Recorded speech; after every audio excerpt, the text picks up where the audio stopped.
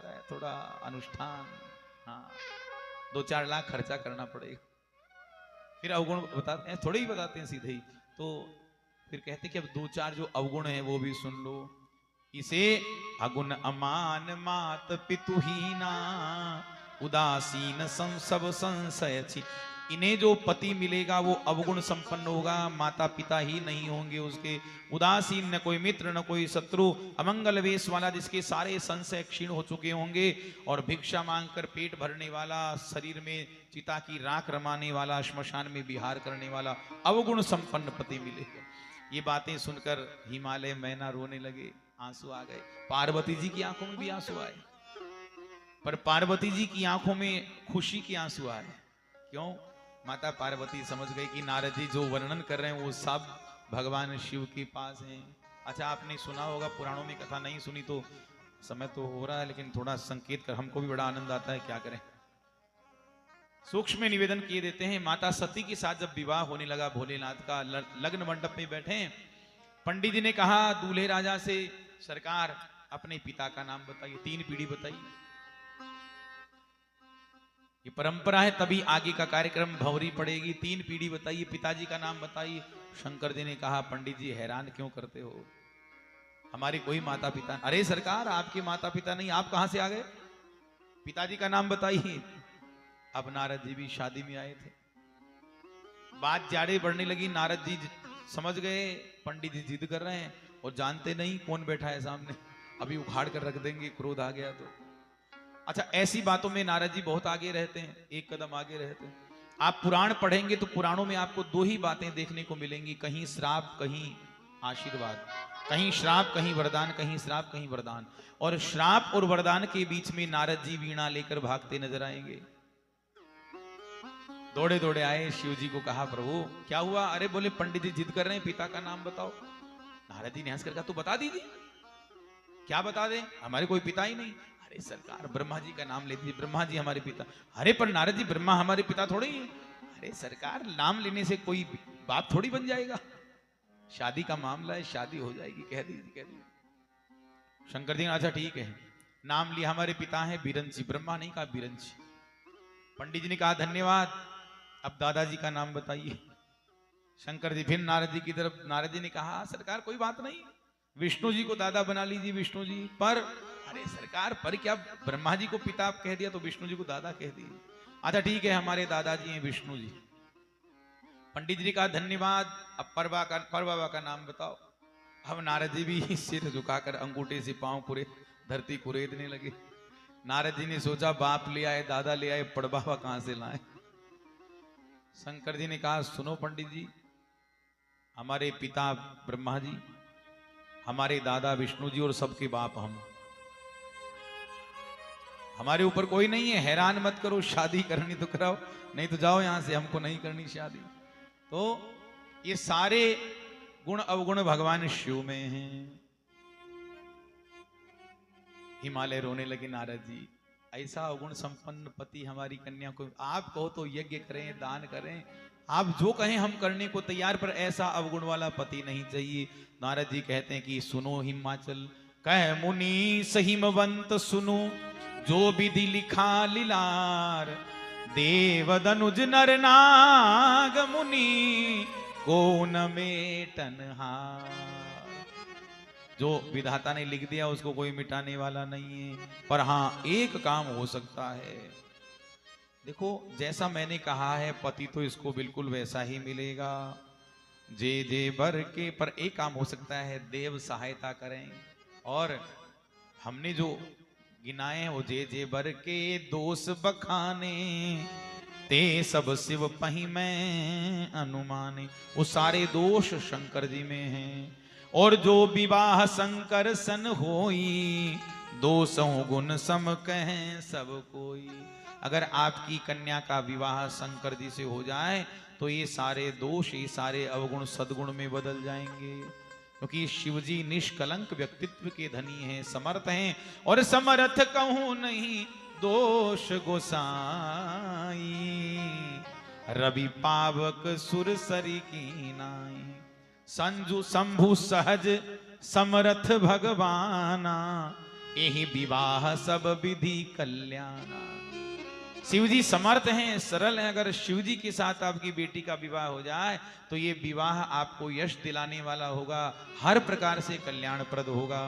पर शिव जी आपकी कन्या से विवाह करें उसके लिए जो तप करें कुम्हारी तुम्हारी, भाभी मेट सकें त्रिपुरारी।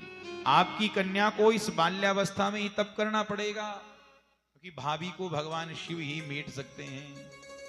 नारद जी प्रस्थान करते हैं, सारी रात बेचारे मैना और हिमाचल रोते रहे। सवेरा हुआ और माता पार्वती के पास गए, और पार्वती जी ने सारा भाव माता पिता का अपने हाथ में ले लिया। माता पिता को कहना ही नहीं पड़ा।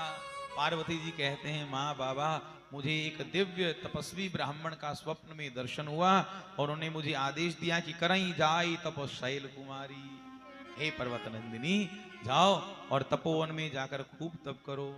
देखो, भगवान के भजन के बिना, तप के बिना संसार का झंझट झमेला खत्म नहीं होता है। तो जो माता पिता को कहना चाहिए था, माता पार्वती ने कह दिया, और पार्वती जी बाल्यावस्था में ही श्वेत वर्ण के वस्त्र धारण करके तपोवन में चली आई। उर्धरी उमा प्राणपति चरना जाय विपिन लागी तप करना। कठोर तप किया, 1000 वर्ष तक कंदमूल खाए, फिर केवल जल पिया, उसके बाद सब कुछ छोड़ दिया। देवताओं ने बहुत प्रलोभन दिया पर माता पार्वती विचलित नहीं हुई और भगवान प्रसन्न हो गए। आकाशवाणी की, ऐसी आकाशवाणी की जो हृदय में उतर गई पार्वती जी के। कहा, भयों मनोरथ सफल तब सुनु गिरिराज कुमारी, परिहरु दुसह कलेश सब अब मिली हहीं त्रिपुरारी। हे पार्वती, तुम्हारा मनोरथ अब पूर्ण हो गया है, तुम्हें अब तप की आवश्यकता नहीं है। अब भगवान शिव तुम्हें जरूर मिलेंगे, तुम्हारी इच्छा जरूर पूरी होगी। और हमारे वचनों पर भी भरोसा नहीं हो तो मिलहि तुम्हें जब सप्तऋषि सा, जाने हो तब प्रमाण बागी। अचानक मार्ग में तुम्हें सप्तऋषि मिल जाएं, तुम्हारी बात को सिद्ध मानना। इस प्रकार माता पार्वती का मनोरथ पूर्ण हुआ। और तुलसीदास जी कहते हैं, उमा चरित सुंदर मैं गावा, सुनहु शंभु कर चरित सुहावा। माता उमा का चरित्र मैंने कहा, अब भगवान शिव का क्या हुआ ये सुनिए।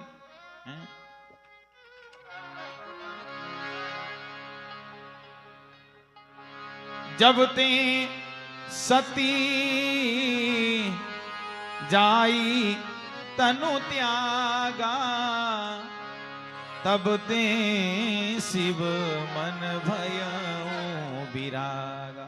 जब ते माता सती ने अपने देह का त्याग किया है, भगवान शिव का मन बैरागी हो गया। जप ही सदा रघुनायक नामा, जप ही सदा रघुनायक नामा, सुनहि राम गुण ग्राम। जहते सुनहि राम गुण गाम, कतहु मुनिन उपदेश ही ज्ञाना, कतहु मुनिन उपदेश ही ज्ञाना, कतहु गुण करहि बखाना, कतहु राम गुण करहि बखाना। कहीं राम जी का गुण गाते हैं, कहीं संतों को उपदेश देते हैं। ऐसा करते करते बैरागी शिव जी हो गए हैं, विरक्ति जागृत हो गई है। एक जगह बैठकर राम जी का ध्यान करने लगे। जैसे ही ध्यान किया, प्रगटे राम कृतज्ञ कृपाला, रूपशील निधि तेज विशाला। प्रभु श्री राम प्रकट हो गए और राम जी का दर्शन करके भावमग्न हो गए। शिव जी गदगद हो गए, नेत्र सजल हो गए। अरे सरकार पधारिए, जय हो आपकी, आज्ञा कीजिए। भगवान शिव कहते हैं, भगवान राम कहते हैं, हे देव, आपने सती जी का त्याग किया, वो पिता के यहाँ योगाग्नि में जलकर भस्म हो गई। अब पार्वती के रूप में हिमालय के यहाँ जन्म लिए, अपार तप किया है आपको पाने के लिए, और मैंने आकाशवाणी के द्वारा आपकी प्राप्ति का उन्हें वचन दे दिया है। हे भोलेनाथ, अपने वचन को सिद्ध करवाने के लिए, सत्य करवाने के लिए आपके पास में आया हूं। जब महाराज हिमालय विवाह का निमंत्रण भेजें तो आप हठ का त्याग करके निमंत्रण स्वीकार कर लेना। शंकर जी ने कहा, सरकार एक बार विवाह करके देख लिया, कोई फायदा नहीं, रोना ही पड़ता है, झंझट में ना पटकिए। देखो सब जानते हैं अनुभव। एक बार स्वामी रामकृष्ण परमहंस के पास एक शिष्य आया, बच्चा आया, शिष्यत्व ग्रहण किया और साल 2 साल साधना किया। उसके बाद एक दिन प्रणाम करके कहा, गुरुदेव मेरे मन में एक संशय, एक द्वंद्व खड़ा हो गया है, एक झंझट हो गया है। स्वामी जी ने कहा, क्या समस्या हो गई, क्या द्वंद्व हो गया? बोले, गुरुदेव मैं सोचता हूं अब मैं विवाह करूं कि नहीं करूं, शादी करूं कि नहीं करूं। स्वामी रामकृष्ण मुस्कुराकर कहते हैं, बेटा दोनों में से जो चाहो करके देख लो, पछताना ही पड़ेगा।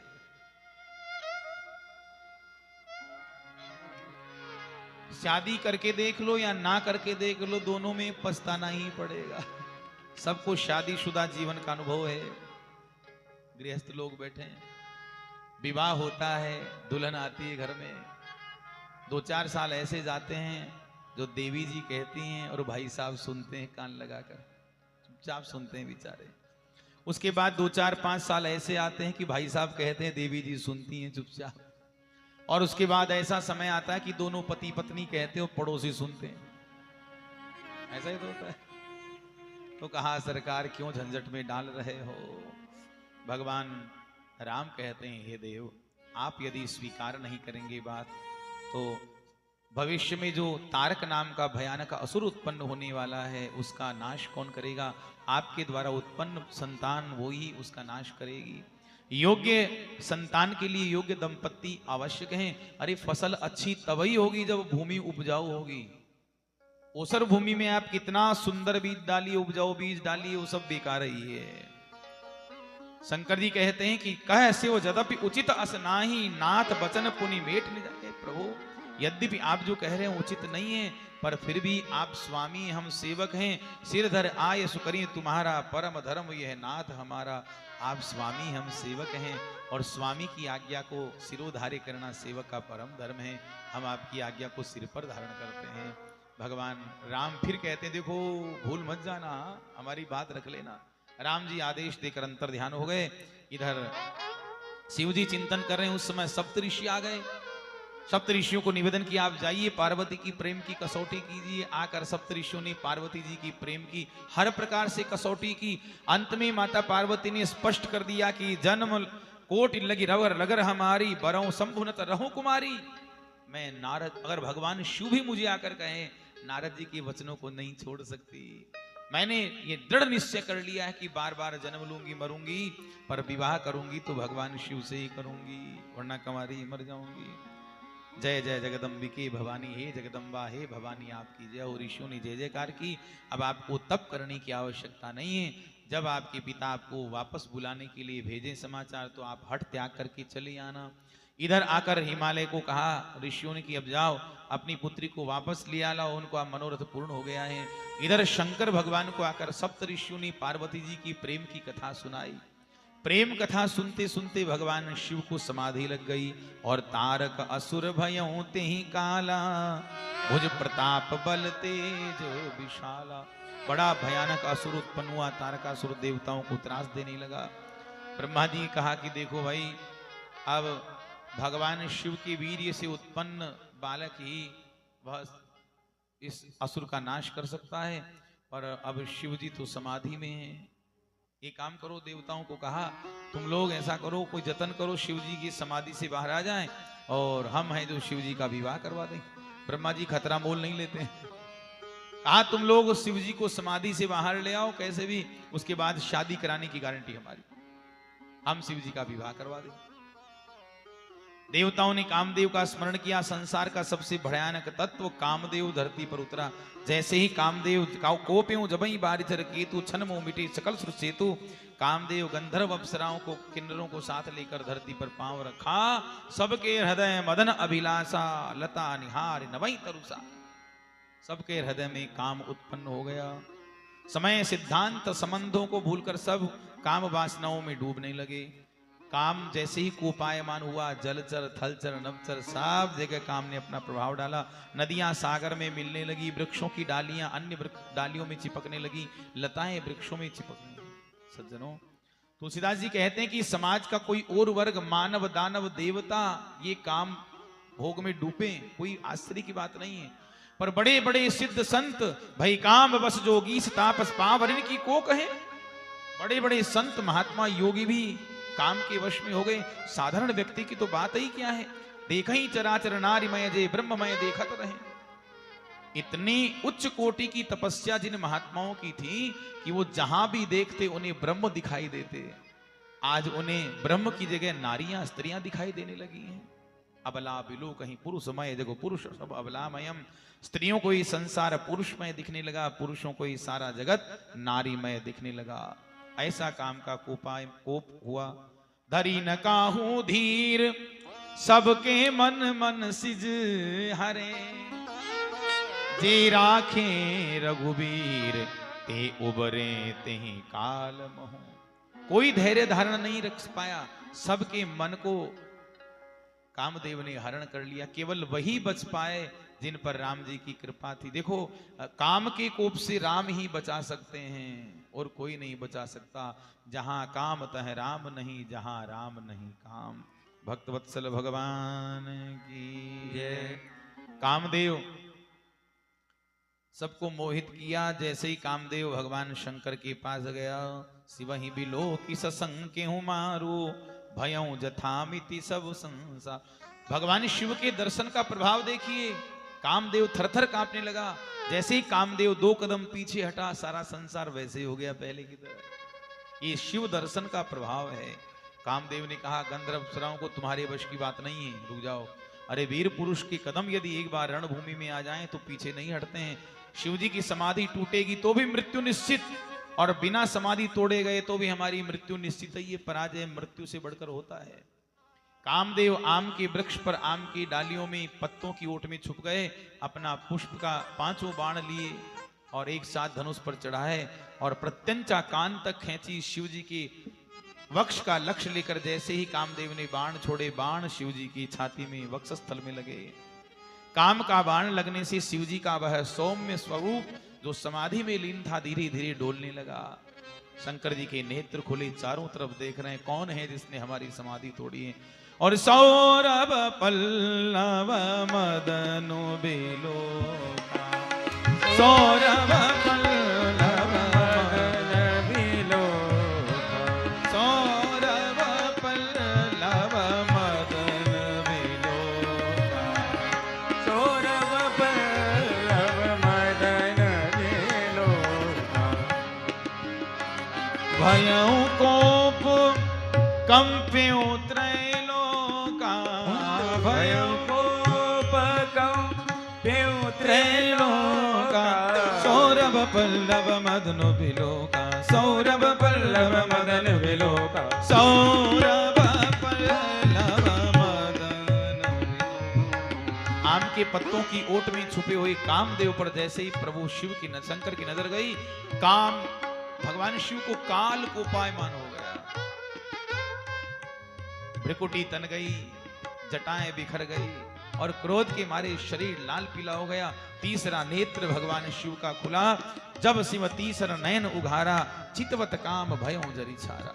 कामदेव पर दृष्टि पड़ी और कामदेव जलकर राख। भक्तवत्सल भगवान। अच्छा, लोग कहते हैं कि महादेव ने तीसरा नेत्र क्यों खोला? इन्हीं 2 नेत्रों से कामदेव को जलाकर राख क्यों नहीं? देखो, ये कर्म चक्षु हैं, ये भौतिक चक्षु, ये काम का प्रवेश द्वार है।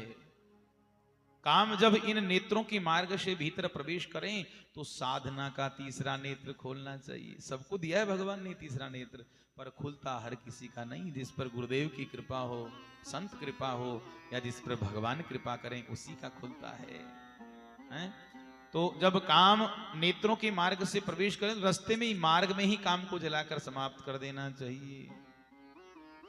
अच्छा, एक बात और है, कामदेव की पत्नी रति रुदन करती हुई महादेव के चरणों में गिर पड़ी। देखो, कामदेव को देखा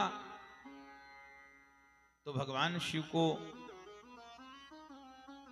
साधना से जाके तब क्रोध नहीं था, पर कामदेव को देखते ही भगवान को क्रोध आ गया शिव जी को। और काम पत्नी रति को रुदन करते हुए देखा, क्रोध शांत हो गया। तो भगवान शिव ये कहना चाहते हैं कि क्रोध का भी अपना एक महत्व है, काम का क्रोध का अपना में। भगवान कृष्ण कहते हैं, धर्मा विरुद्धो भूतेषु कामोष्मि भरतर्षभ। हे अर्जुन, ये काम मेरी विभूति है, पर कब तक? जब तक मर्यादित काम का मर्यादित रूप से इसका प्रयोग किया जाए।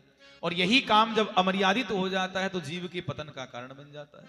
तो क्रोध की भी अपनी आवश्यकता है। अरे जब आवश्यकता हो क्रोध को बुलाइए, और काम पूरा होने पर क्रोध को भगा दीजिए, जाइए, विदाई दीजिए। हाँ, अब 24 घंटे आंखें लाल करके हम घर में घूमे तो घर वाले भी गालियां देने लग जाएंगे। मरता क्यों नहीं है? कहीं चला जाए भगवान, जार मरे भी कौन कटे। डॉक्टर साहब चाकू छुरा कैंची हथियार लेकर ऑपरेशन थिएटर में जाते हैं तो अच्छे लगते हैं, और वही सारे हथियार लेकर घर में भी घूमे, बाजार में भी घूमे, क्या डॉक्टर साहब अच्छे लगेंगे? तो क्रोध की अपनी आवश्यकता है भाई, जहां आवश्यकता हो बुलाइए, फिर क्रोध को विदाई दे दीजिए। इतना अंकुश क्रोध पर हमारा होना चाहिए। रति रुदन करने के भगवान शिव कहते हैं कि देखो, अब तो तुम्हारा पति जलकर राख हो गया, अब इसका नाम होगा अनंग। ये बिना अंग सबको व्यापेगा, और तुम्हारा पति तुम्हें अंगों के सहित कब मिलेगा? सुनो, जब जदुवंश कृष्ण अवतारा, होई हरन महामहि भारा। धरती का भार उतारने के लिए यदुवंश में द्वापर में जब कृष्णावतार होगा, कृष्ण तनय होई पति तोरा, बचन अन्यथा होई न मोरा। प्रभु कृष्ण के पुत्र प्रद्युम्न के रूप में तुम्हें अपना पति मिल जाएगा, तुम्हारा, मेरा वचन अन्यथा नहीं मिल। रति भोलेनाथ के वचन सुनकर प्रसन्न हो गई। देखो, रति तो सब में होनी चाहिए। जो सकाम रति थी, कामदेव जल गया, निष्काम हो गई। तो हमारे तुलसीदास जी कहते हैं कि रति सब में होनी चाहिए। रति का मतलब क्या है? रति का मतलब भक्ति, प्रेम, ओजस, प्रकाश, तेज, अस्मिता सब में होनी। अगर ऐसा नहीं होता, ये अर्थ नहीं होता, तो तुलसीदास जी रति शब्द का प्रयोग क्यों करते? बाल विनय सुन करी कृपा, राम चरण रति देहूं। रति का मतलब प्रेम, भक्ति। तो रति तो होनी ही चाहिए। अगर रति नहीं है तो 2 कौड़ी की कीमत है आदमी की। कवि गंग कहते हैं कि रति बिनु राज, रति बिनु पाट, रति बिनु मानस लागत फीको। रति बिन साधु, रति बिनु संत, रति बिन हो ये न जोग जति को। कवि गंग कहे सुनु शाह अकबर, रति बिनु मानव एक रति को। अगर रति नहीं है तो कौड़ी भर भी कीमत नहीं आदमी की। रति तो होनी चाहिए। देवता अलग अलग समूह में शिव जी की वंदना करने लगे। शंकर जी कहते हैं, कहें अमर आय के हेतु, बोले कृपा सिंधु केतु, कहीं अमर आय के हेतु। फालतू की बात मत करो, मैं जानता हूं देवताओं तुम बड़े चालाक हो। काम की बात करो, क्यों आए? ब्रह्मा जी आए निकल कर। ब्रह्मा जी सरकार क्या है ना, देवता कब से पीछे पड़े हैं कि ब्रह्मा जी, आजकल स्वर्ग में किसी का ब्याह शादी नहीं हो रही है, वातावरण नीरस हो गया है। तो हमने कहा कि चलो भोलेनाथ से निवेदन किया जाए, वो शादी करें तो थोड़ा आनंद आ जाए, वातावरण रसमय हो जाए। भोलेनाथ कृपा की। भगवान शंकर समझ गए कि देवता बड़ी चालाक हैं, अपना काम साधने के लिए हमारे पास आए और शादी हमारी कराना चाहते। कहा ब्रह्मा जी को ये हो तो नहीं सकता, पर अब क्या कर, प्रभु राम भद्र को किया है, इसलिए हम विवाह के लिए तैयार हैं। सप्त ऋषियों को हिमाचल प्रदेश आकर एक जी के प्रेम की करते हैं, और हिमालयों से विद्वानों से के विवाह की, पार्वती के विवाह की लग्न पत्रिका तैयार कराई। सप्तऋषि विवाह पत्रिका लेकर तुरंत पधारे। ब्रह्मा जी वयोवृद्ध बुजुर्ग हैं, और ब्रह्मा जी पत्र सुनकर विवाह का निमंत्रण सबको सुनाते हैं। ब्रह्मांड भर के तमाम देवी देवता पत्र सुनकर, निमंत्रण का समाचार सुनकर बड़े प्रसन्न हो गए, और देवी देवता सुंदर स्वरूप में सजने लगे हैं। देवांगनाएं सुंदर सुंदर श्रृंगार कर रही, लीपा पोती करने में लगी, सब सज धज रहे हैं, और बेचारे दूल्हे राजा जिनका शादी होने वाली वो एकांत में कोने में बैठे हैं, कोई देखने वाला नहीं उनको। हाँ, शादी महादेव की सज रहे हैं दूसरे देवी देवता। तो भगवान शिव के जो गण हैं भूत प्रेत, उन्होंने सोचा कि हमारे सरकार के तो न कोई माता पिता है, न कोई सखी सहेली, कोई आगे पीछे नहीं है, कोई दोस्त भी नहीं है, चलो हम ही सब कुछ हैं, तो चलो हम ही श्रृंगार करते हैं सरकार का। अब भूत प्रेत तो भूत प्रेत ठहरे, अपने ही हिसाब से श्रृंगार करें। तो क्या किया बाबा शंकर ने, जब कामदेव को नाश किया, क्रोध आया, जटाएं बिखर गईं, तो जुल्फों को इकट्ठा किए और सर्प लिपटा दिए, 4 सर्प मुकुट की तरह लगा दिए चारों तरफ, कानों में कुंडल की जगह बिच्छू लटका दिए, सर्प की यज्ञोपवीत पहना दी, हाथों में बाजूबंद की जगह सर्प लिपटा दिए। एक गण गर्मा गर्म चिता की भस्म लेकर आया, बाबा के पाउडर की तरह लगा दिया शरीर में। एक ने गले में खोपड़ियों की मुंड माला धारण करा दी, एक ने कहा बाबा नंगे अच्छे नहीं लगते हो, ये मृग चरम पहन लो। शंकर जी ने कहा कभी नहीं। अरे बोले सरकार फालतू बेइज्जती खुद की भी कराओगे हमारी भी कराओगे, हैं? शादी का मामला, आओ तो उल्ट खोल कर फेंक देना, आज पहन लो। बड़ी मुश्किल से मृग चरम धारण कराया, त्रिशूल दे दिया, नंदी सज धज कर तैयार है। लो शिव जी का श्रृंगार बड़ा तात्विक श्रृंगार है। शिव ही शंभुगन करहि सिंगारा, जटा मुकुट अहि मोरु संवारा। शिव ही शंभुगन करहि सिंगारा, जटा मुकुट अहि मोरु संवारा। कुंडल कंकन पहिरे ब्याला, तन विभूति पट के हरि छाला।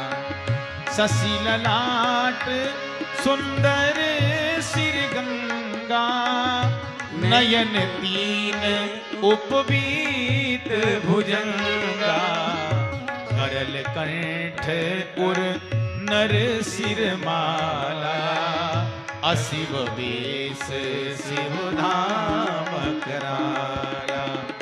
कर त्रिशूल अरु डमरू विराजा, चले बसे चढ़ी बाजहि बाजा।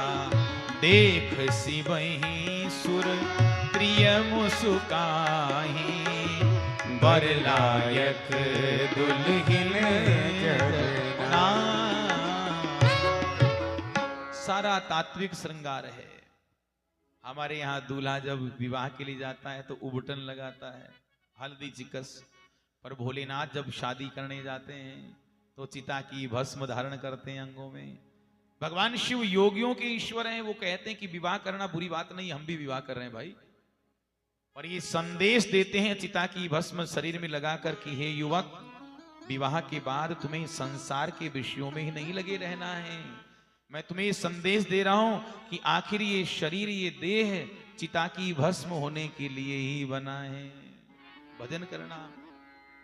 हमारे यहाँ दूल्हा विवाह करने जाता है तो सोने चांदी के गहने पहनकर जाता है। अच्छा ना होंगे तो पड़ोसी से उधार लेकर पहन लेगा, पर पहनेगा जरूर। हमारे भोलेनाथ विवाह करने जाते हैं तो भुजगेंद्रहारम, सर्पों का गहना पहन। शंकर जी कहते हैं कि तू गहना पहन, मुझे कोई विरोध नहीं, पर सोने में आभूषणों में इतना आसक्त मत हो जाना, वरना यही आभूषण तुम्हें एक दिन सर्प बनकर डसने लग जाएंगे। भगवान हमारे यहाँ दूल्हा विवाह करने जाता है तो घोड़े पर, हाथी पर बैठकर जाता है, पर भगवान शिव जब विवाह करने जाते हैं नंदी पर सवार होकर। नंदी को सनातन धर्म में धर्म का प्रतीक माना गया है। भगवान शिव ये संदेश देना चाहते हैं कि धर्म पर आरूढ़ रहना, अधर्म के मार्ग पर मत चलना।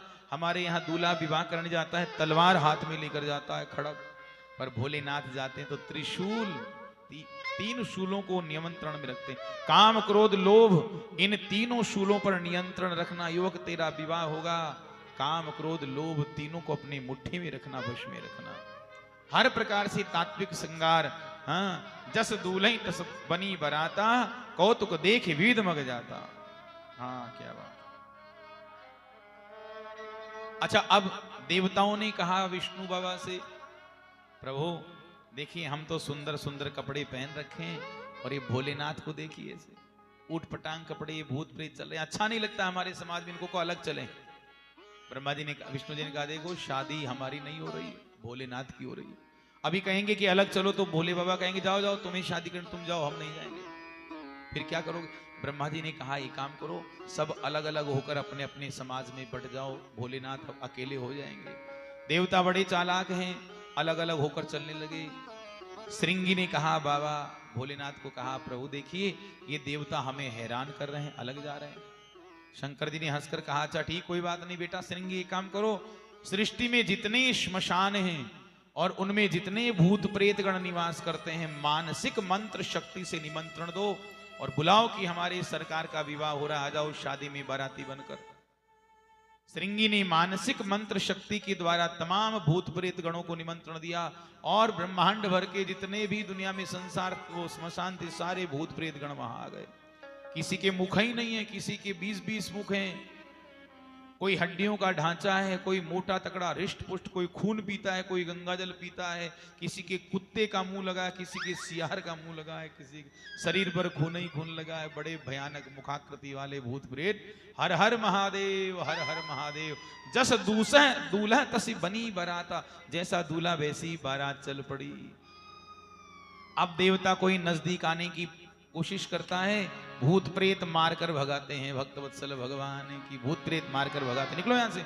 देवता कहते रे भाई साहब हमें भोलेनाथ से काम है भाई, थोड़ा मिल लेना। अरे बोले नहीं नहीं तुम लोग नहीं मिल सकते। क्यों? बोले तुम देवताओं की आंखों का कोई भरोसा नहीं है, हमारे मालिक को, हमारे सरकार को नजर लगा दिया तो आप बताओ नजर की कौन सी।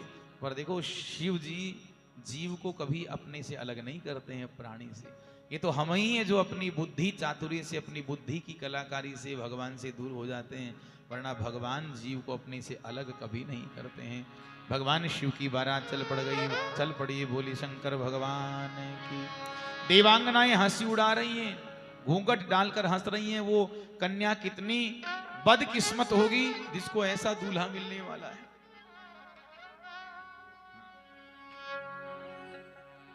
इधर हिमालय ने बड़ी सुंदर व्यवस्था की है बारातियों की। बारात हिमाचल प्रदेश पहुंचती है, सुंदर बारातियों का दर्शन किया। भगवान विष्णु, भगवान ब्रह्मा, देवराज इंद्र, वरुण जी, कुबेर जी, यमराज, क्या बात है, गदगद हो गए हिमाचल वासी देख देख कर। वाह, दिव्य भव्य स्वागत किया। अरे बोले बारात जब इतनी सुंदर है तो दूल्हा तो जाने कितना सुंदर होगा। भगवान विष्णु भी मन ही मन हंस रहे हैं, बोले आ रहा अभी दूल्हा, अभी दूल्हा आ रहा है। और दूल्हा को देखकर तुम में से कितने जीवित बचोगे, यहाँ कितने खड़े रह पाओगे, अभी पता चल जाएगा, दूल्हा आ ही रहा है। गांव वालों ने खूब स्वागत किया। ओहो, और जैसे ही शिव जी का समाज, भूत प्रेतों के समाज में शिव जी सज धज कर आए, बैल पर सवार शिव जी को देखा, शिव समाज देखें लागे, बिडर चले वाहन सब भागे। ओहो, बेचारे घबरा कर गांव वाले वहां से भागे। भागो भागो, बड़ा भयानक दूल्हा है। सारा मैदान खाली हो गया। बोलिए शंकर भगवान की। है धन्य तेरी माया जग में नाथ की। बैठिए बैठिए, आनंद लीजिए कथा का, बैठिए। सारा मैदान खाली, देखते ही देखते पूरा मैदान खाली हो गया। भागो भागो। शंकर जी कहते हैं, बेटा नंदी जी सरकार, बेटा इस गांव में दूल्हा विवाह करने आता है तो क्या दूल्हा का ऐसे स्वागत किया जाता है? यहाँ कहा सरकार होता तो नहीं होगा, पर अब हमारे कदम जहां पड़ते हैं वहां ऐसा ही होता है। ये तो आपके चरण कमलों का प्रताप है सरकार, आपके चरण जहां जाते हैं वहां ऐसा ही होता है। अच्छा, इधर सज्जनों सारा बाजार खाली हो गया, कोई घूम नहीं रहा, सब अपने घरों में दुबक कर प्राण बचाकर बैठे। यहाँ बैठाइए, प्राण बचाकर बैठे। लोग कांप रहे हैं, घर के बाहर कोई निकल नहीं रहा है। अरे भाई क्या कहें, जो भी हो, आखिर हिमालय के जमाता हैं, जवाई हैं, इनके विरुद्ध बोलेंगे तो देश निकाला मिल जाएगा। पर बालकों का चित्त बड़ा पवित्र होता है। बालकों ने आकर बालक अपनी माताओं के गोद में सिर झुका रहे हैं और आकर जैसा था वैसा का वैसा। देखो बालकों का चित्त पवित्र होता है, बालक जैसा देखते हैं वैसा ही कहते हैं। बालकों ने आकर कहा,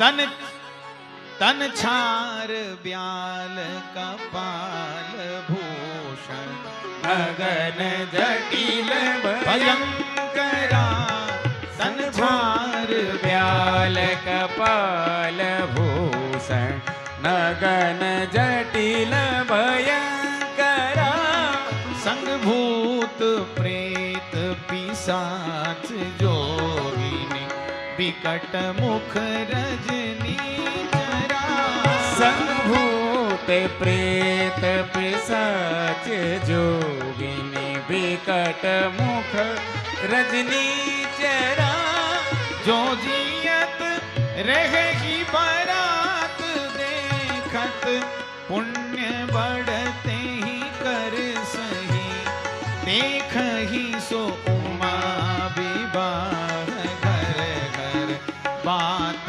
असी लड़कन कही देख ही सो उमा विवाह घर घर बात असी लड़कन कही बात असी लड़कन कही।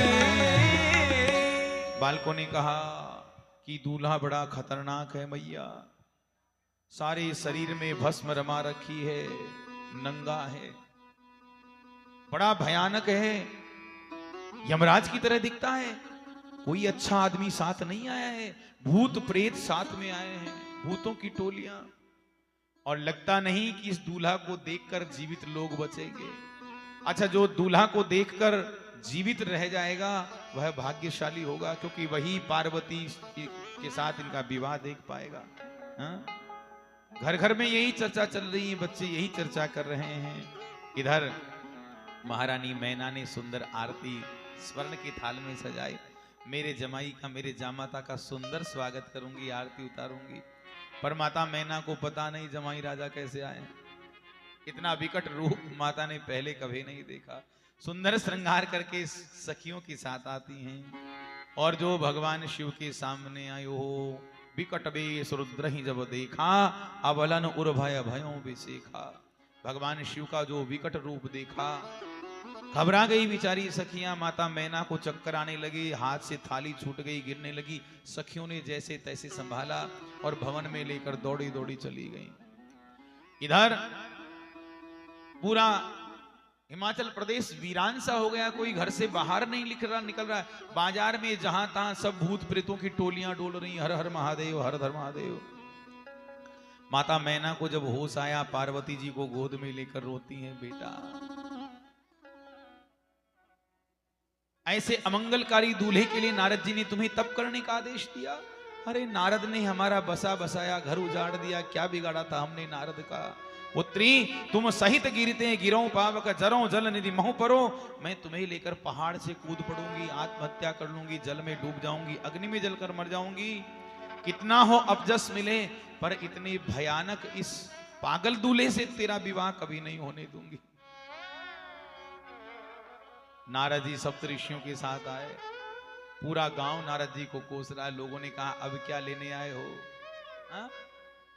तुम्हारा अपना तो घर बसा नहीं है, और तुम भी है जो अपनी जैसा सबको बनाना चाहते हो। हाँ, अब क्या लेने आए हो यहाँ? अब तुम्हारा कोई स्वागत नहीं करेगा राजभवन में। नारद जी हंसकर बोले, स्वागत करें तो हम जाएं राजभवन में, हाँ, और स्वागत ना करें तो नहीं जाएं। अरे साधुता में कलंक लग जाएगा भाई, अगर सम्मान नहीं होगा तो जरूर जाएंगे। नारद जी आए, माता मैना फूट फूट कर रो रही। नारद जी ने समझाया, मैना मैं जानता हूं तुम्हें बहुत तकलीफ हो रही है, पर सुनो, जिन्हें तुम अपनी पुत्री मान रही हो, तुम्हारी वो साक्षात जगत जननी जगदम्बा हैं, और भगवान शिव आद्य पिता हैं। जन्म जन्मांतरों की अर्धांगिनी है भगवान शिव की। पूर्व जन्म में ये माता सती थी, शिव जी के साथ रामचरित्र सुनकर आई। मार्ग में राम जी का दर्शन किया, रामचरित्र पर संदेह हो गया। शिव जी की परीक्षा ली, राम जी की परीक्षा ली। शिव जी ने इनका परित्याग किया और अपने पिता दक्ष के यहाँ जाकर योगाग्नि में जलकर ये राख हो गई। और वही शिव जी के द्वारा त्यागी गई, जो जलकर राख हो गई थी, वही माता सती अब जन्मी तुमरे भवन निज पति लागी दारुण तप किया। अब तुम्हारे यहाँ पुत्री पार्वती बनकर जन्म ली हैं। इन्होंने अपार तप किया है। हे मैना, ये आपकी पुत्री वही जगदम्बा हैं, आद्य शक्ति हैं और भगवान शिव अखंड आनंद ब्रह्म हैं। अस जानी संशय तजहु गिरिजा, सर्वदा शंकर प्रिया। हे मैना, अब तुम ये संशय अपने हृदय से निकाल दो, ये भगवान शिव की प्रिया हैं। सुनी नारद के वचन तब सब कर मिटा विषाद। नारद जी के वचन सुनकर सबका हृदय का संताप विषाद दूर हो गया। छनमहु व्याप्यों सकलपुर घर घर यह संवाद, घर घर में यह संवाद फैल गया, खुशी की लहर दौड़ पड़ी। अब सबके मन से भगवान शिव के प्रति कुभाव समाप्त हो गया। इधर देवता समझाते हैं शंकर जी को, महाराज आपके ये एक काम करो, ये पीतांबर पहन लो, अच्छे लगोगे, सुंदर नहीं लग रहे हो पीतांबर। शंकर जी ने कहा इनको बेटी ब्याहनी हो तो ब्याहें, वरना हमको शादी की जरूरत ही नहीं। हमारे बेस में कोई फर्क नहीं पड़ने वाला, कोई किंतु परंतु नहीं, हम जैसे हैं वैसे ही रहेंगे। विष्णु जी ने समझाया, पर भोलेनाथ वो आपकी सासू मां डर गई, आपके गले में सर्प देखकर बेचारी मूर्छित हो गई। शंकर जी को हंसी आ गई, कहा विष्णु जी हमको तो दया आ रही है सासू मां पर। अरे उन्हें तो गर्व होना चाहिए कि उनकी पुत्री का सौभाग्य अखंड है, उनका दामाद काल को गले में डालकर घूमता है, उनकी पुत्री का अखंड सौभाग्य है। इधर भगवान शिव की बारात धूमधाम से हिमालय के यहाँ पधारती हैं। माता मैना ने सुंदर आरती प्रभु की उतारी, भगवान शिव मंडप में पधारते हैं। अच्छा इधर देखो, विवाह से पहले भोजन समारंभ हुआ वहां। अब सोचिए, जहां स्वयं जगतजननी जगदम्बा विराजमान हो, वहां भोजन की क्या तैयारी सुंदर हुई होगी। चतुर रसोइयां हैं, बड़ी सुंदर स्वादिष्ट भोजन तैयार किया, सब बाराती भोजन करें। अच्छा देखो, राम जी के विवाह में पहले विवाह समारंभ हुआ, बाद में भोजन समारंभ, जीवनार हुई। पर शंकर जी के विवाह में पहले जीवनार हुई, बाद में विवाह हुआ। क्यों? इसके दो कारण हैं। पहला कारण, हिमालय ने सोचा कि जितने बाराती आए सब साधन संपन्न हैं, विमान लेकर आए। अब आप किसी के यहाँ शादी में जाते हो, गाड़ी घोड़े लेकर जाते हो, और देखा कि यहाँ तो 10 बजे पहले भोजन चालू नहीं होगा। अरे चलो चलो, अब कौन चक्कर में पड़ेगा, घर चलकर कर लेंगे भोजन, आ तो गए हैं, व्यवहार तो निभा ही लिया है। तो सोचा कि सब साधन संपन्न देवता हैं और जल्दी से भोजन चालू नहीं हुआ तो सब बिना भोजन किए चले जाएंगे, इंतजार कोई नहीं करेंगे। अच्छा दूसरा कारण, भगवान शिव की बारात में बाराती कौन आए? भूत प्रेत। सोचा अगर इनको समय पर भोजन नहीं दिया गया तो ये गांव वालों को खाना चालू कर देंगे, इसलिए पहले भोजन कराया। पर राम जी के विवाह में सब राजसी ठाठ वाट वाले राजे महाराजे थे, रघुवंशी, उनको भोजन की परवाह नहीं है। धूमधाम से पहले विवाह हुआ, उसके बाद भोजन समारंभ हुआ। भगवान शिव मंडप में पधारते हैं। एक बड़ा सुंदर सिंहासन तैयार किया गया ब्रह्मा जी के द्वारा, उस पर भगवान शिव विराजमान होते हैं। ऋषियों को, ब्राह्मणों को, देवताओं को सब भगवान शिव प्रणाम करते हैं। दूल्हे के रूप में जगत का पहला दूल्हा,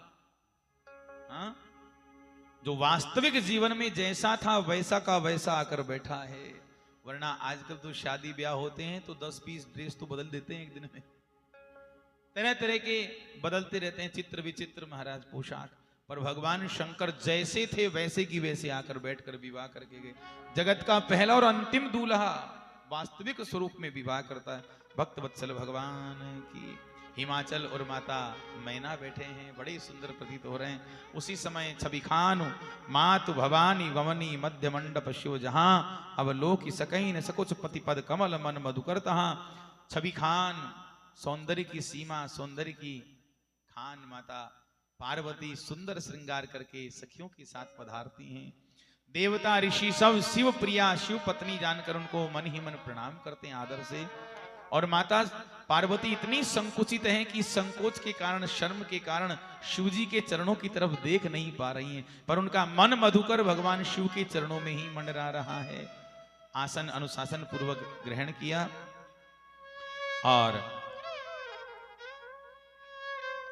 ब्राह्मणों ने वैदिक मंत्रों का उच्चारण किया, पुरोहितों ने, ऋषियों ने शाखोच्चार प्रारंभ किया। माता मैना और हिमालय ने हाथ में दर्भ का पत्र और पार्वती जी का हाथ लिया और भगवान शिव को पानी, शिव जी ने माता पार्वती का पानी ग्रहण किया। ऋषियों ने अनुशासन आदेश दिया। तब भगवान शिव पार्वती सन गणपति ज्यों शंभु भवानी संशय करें सुर अनादि जिय जान। महात्माओं ने आदेश दिया शिव पार्वती अब गणेश जी की पूजा करें। तो तुलसीदास जी ने सोचा कि लोग क्या सोचेंगे, लोग कहेंगे कि माता पिता बेटा का पूजन कर रहे हैं ब्याह में। तो कहा इनको अनाद देव के सुर अनाद जिय जानी, अनादि जानकर देवताओं को ये यहाँ पूजन किया गया। तो इसमें कोई प्रकार का संदेह संशय नहीं करना चाहिए। बोलिए गौरी शंकर भगवान की जय।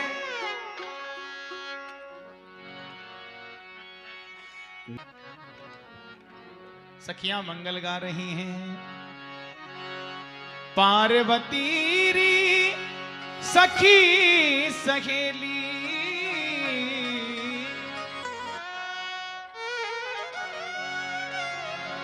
पार्वती री सखी सहेली, सब मिल गावे गारी, रंग बनडो त्रिपुरारी। हाँ सखी रंग बनडो त्रिपुरारी, हाँ सखी रंग बनडो त्रिपुरारी, रंग बनडो त्रिपुरारी, हो सखी रंग बनडो त्रिपुरारी, हो सखी रंग बनडो त्रिपुरारी। भस्म रमाए बागंबर पहर्यो, गले मुंड माला धारी हो। भस्म रमाए बागंबर पहर्यो, गले मुंड माला धारी हो। कर त्रिशूल बजावत डमरू, कर त्रिशूल बजावत डमरू, बैलन की असवारी, हारी सखी रंग बनडो त्रिपुरारी। हाँ सखी रंग बनडो त्रिपुरारी। भूत प्रेत संग बने बराती, नाचत दे दे तारी हो। भूत प्रेत संग बने बराती, नाचत दे दे तारी हो। सर्प गले बिच करत फुकारा, सरप गले बिच करत पुकारा, डर भागे नर नारी। हाँ सखी रंग बनडो त्रिपुरारी, हे सखी रंग बनडो त्रिपुरारी। शीश जटा बिच गंग विराजे, चंद्र भाल छवि न्यारी हो। शीश जटा बिच गंग विराजे, चंद्र भाल छवि न्यारी ओ, निरखत ही सब पाप नसावे, दिखत ही सब पाप नसावे। महिमा अपरम पारी, ओ सखी रंग बनडो त्रिपुरारी, तेरी सखी रंग बनडो त्रिपुरारी, रंग बनडो त्रिपुरारी। हाँ सखी रंग बनडो त्रिपुरारी, तेरी सखी रंग बनडो त्रिपुरारी। हाँ सखी रंग बनडो त्रिपुरारी। हाँ सज्जनों, भगवान शिव पार्वती मैया ने जब गणेश जी का पूजन किया, उसके बाद पानी ग्रहण जब भगवान शिव पार्वती जी का करते हैं, देवता आकाश से पुष्प वृष्टि करते हैं। पानी ग्रहण जब कीन महेशा, हिया हर से सब सकल सुरेशा। देवता गदगद हो गए, प्रसन्न हो गए, पुष्प वृष्टि किए। बाजही बाजन विविध विधाना, सुमन वृष्टि भय नभ भय विधि नाना। आकाश से विविध प्रकार के पुष्पों की वृष्टि होने लगी। हर गिरि जाकर भयउ विवाहु, सकल भुवन भरी रहा उछाहु, सकल भुवन भरी रहा उछाहु। इस प्रकार शिव और पार्वती जी का विवाह हुआ। त्रिभुवन में आनंद की लहर